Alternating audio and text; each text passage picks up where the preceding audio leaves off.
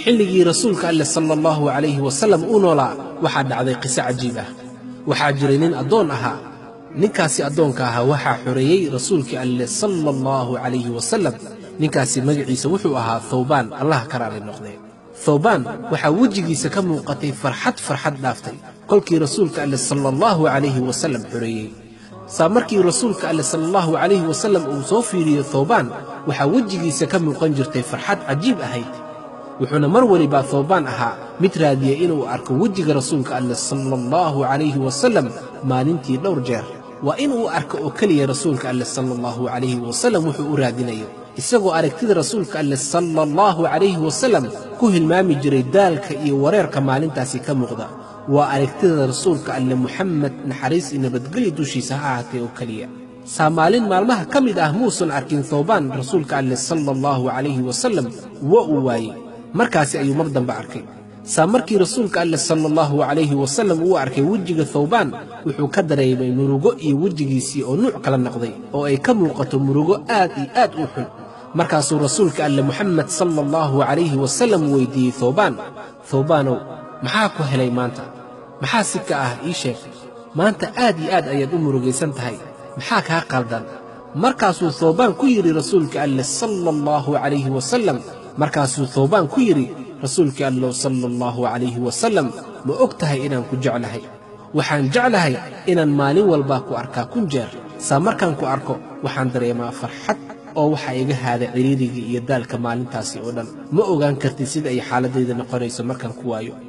rasuulkii alle waxaan halkan u imid inaan ku arko, laakiin waan ku waayey. laakiin markaan ku waayey ma og tahay waxaan u maleeyey rasuulka alle sallallahu alayhi wasallam?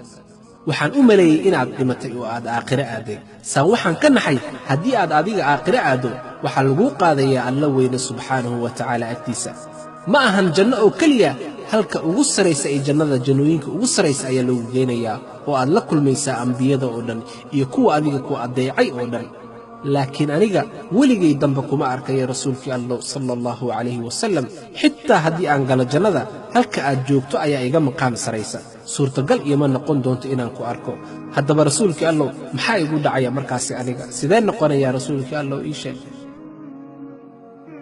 markii ay Thawbaan afkiisii ka sii dhammaatay hadalka waxaa yimid Jibriil calayhi salaatu wassalaam oo soo dejiyey aayaddan: ومن يطع الله والرسول فأولئك مع الذين أنعم الله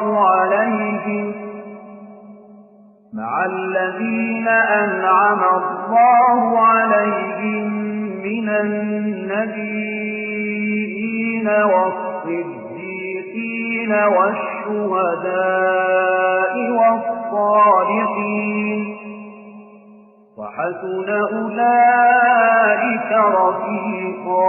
kii adeecaana alle iyo rasuulkiisa Muxamed sallallahu alayhi wasallam waxay ahaan doonaan la jirka iyo rafiiqa kuwa alle uu ku galladaystay nimcadiisa oo ah nebiyada, sidiiqiinta, kuwa raacay nebiyada oo ahaa horaankii iyo ciddii ugu horaysay ee nebiyada sida Abubakar as-Siddiiq radiyallahu canhu, shuhadada iyo suubanayaasha, kuwaasi la rafiiqid wanaagsanaadeenah.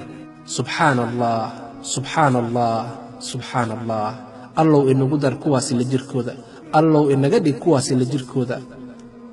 markii Thawbaan uu maqlay aayaddaasi waxaa ku yaraatay dhulka oo farxad ishayn kari waayey. markaasuu dadkii u sheegay oo ku yidhi, ma og tihiin in aayaddaasi aniga sababtayda ay ku soo degtay? ma og tihiin inaan aniga aad u jeclahay rasuulka alle Muxamed sallallahu alayhi wasallam?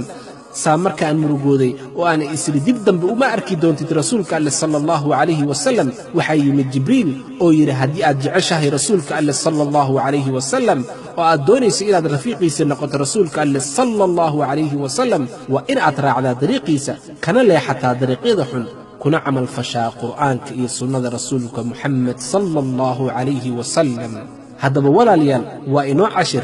haddii aan doonayno inaan rafiiqi rasuulka alle sallallahu alayhi wasallam noqonaa, waa inaan ka tagnaa waxyaabaha maalayacniga ah.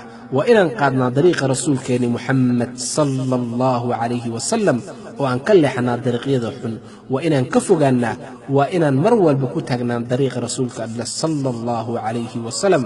walaalayaal aan ilaahay subxaanahu wa tacaala ka barino inaan dariiqii iyo rafiiqii rasuulka alle muxamed sala allahu calayhi wasalam iyo kuwa ambiyada iyo kuwa saxaabada iyo kuwa taabiciinta ilaahay inuuna raacsiiyo ilaahow fidnada qiyaamo ilaahowgiisa inaga marsiiye asalaamu calaykum waraxmat ullaahi